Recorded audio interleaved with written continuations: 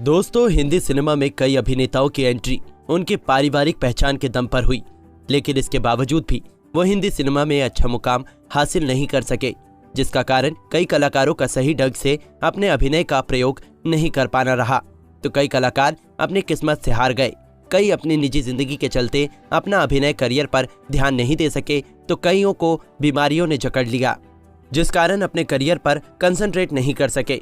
और ऐसा ही कुछ हुआ हमारे आज के अभिनेता के साथ, जिनके पिता हिंदी सिनेमा में कई फिल्मों में काम कर चुके थे। इसके बावजूद भी हिंदी सिनेमा में अच्छा काम नहीं मिला। बात करेंगे अभिनेता फराज खान की, जिन्होंने 1990 के दशक के अंत और 2000 के दशक की शुरुआत में कुछ बॉलीवुड फिल्मों और टेलीविजन धारावाहिकों में देखा गया। उनकी उल्लेखनीय फिल्मों में फरेब और मेहंदी शामिल है।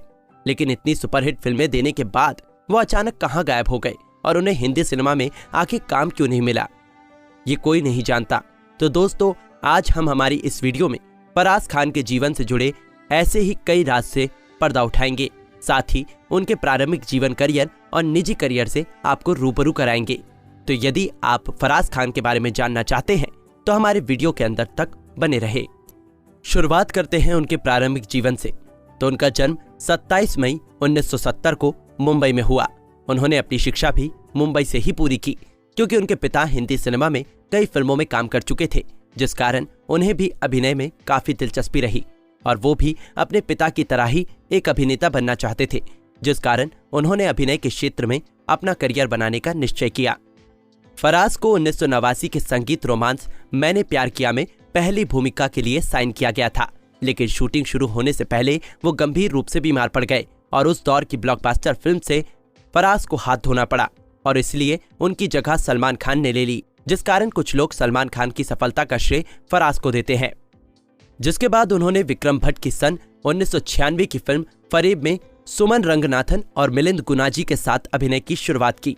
ये फिल्म भी बेहद सफल रही, साथ ही फराज के काम को दर्शकों ने बेहद पसंद किया। इस फिल्म के बाद वो रातों रात स्टार बन गए और उनके गुड लुक्स के साथ अभिनय के भी सभी दीवाने हो गए।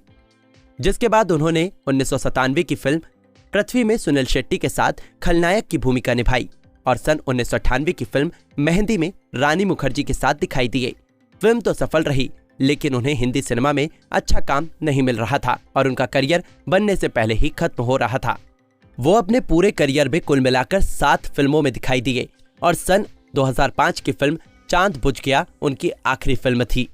कहा जाता है कि उनकी तबीयत ठीक नहीं रहती थी और ये भी एक कारण था जो उन्होंने फिल्मों से दूरियां बना ली थी, लेकिन उन्होंने हार न मानते हुए दोबारा अपनी कला और अपने को मौका दिया और जिसके बाद वो अचानक 37 साल बाद लिपस्टिक और हॉरर एंथोलॉजी श्रृंखला कोई है जैसी श्रृंखलाओं में दिखाई देने वाले टेलीविजन में स्थानांतरित हो गए।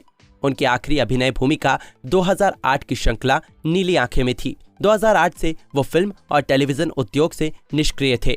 इसके बाद अच्छा काम न मिलने पर उन्होंने अभिनय से पूर्ण रूप से दूरी बना ली। बात करें उनके पारिवारिक जीवन की, तो वो पूर्व अभिनेता यूसुफ खान के पुत्र थे।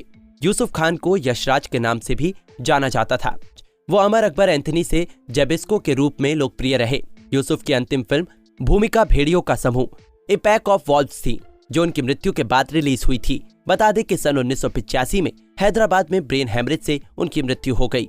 इसके विपरीत फराज की मां के बारे में कोई भी जानकारी पब्लिक डोमेन पर उपलब्ध नहीं है, लेकिन उनके एक भाई और एक बहन है।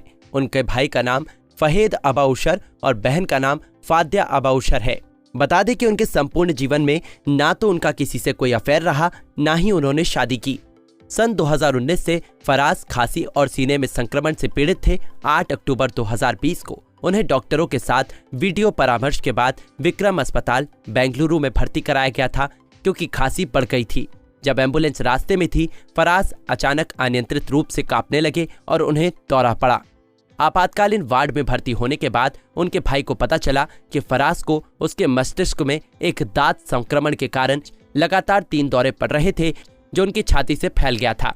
इसके बाद फराज के परिवार ने अभिनेता के इलाज के लिए एक धन उगाने शुरू किया। वित्तीय सहायता के लिए अपनी याचिका में फहेद अबोशर ने लिखा है कि उनके भाई फराज खान को मस्तिष्क संक्रमण का पता चला था और उन्हें इलाज के लिए 25 लाख की आवश्यकता थी। सलमान खान और पूजा भट्ट जैसी बॉलीवुड हस्तियों ने अभिनेता के परिवार को आर्थिक सहायता प्रदान की, लेकिन उनकी जान नहीं बच सकी। और छाती के संक्रमण के 1 साल बाद 4 नवंबर 2020 को बेंगलुरु में न्यूरोलॉजिकल डिसऑर्डर से 50 वर्ष की आयु में उनका निधन हो गया। हिंदी सिनेमा में पहचान के साथ साथ एक खूबसूरत चेहरा और अभिनय कौशल होने के बावजूद भी वो हिंदी सिनेमा में अच्छा मुकाम हासिल नहीं कर सके। उन्होंने भले ही कम फिल्मों में काम किया हो, लेकिन उनकी कुछ एक फिल्मों के लिए उन्हें हमेशा याद किया जाएगा। तो दोस्तों, यदि आपको हमारी वीडियो पसंद आई हो तो लाइक, शेयर और कमेंट जरूर करें और अपने पसंदीदा एक्ट्रेस और एक्टर के बारे में जानना चाहते हैं तो हमारे चैनल को सब्सक्राइब करना ना भूलें। धन्यवाद।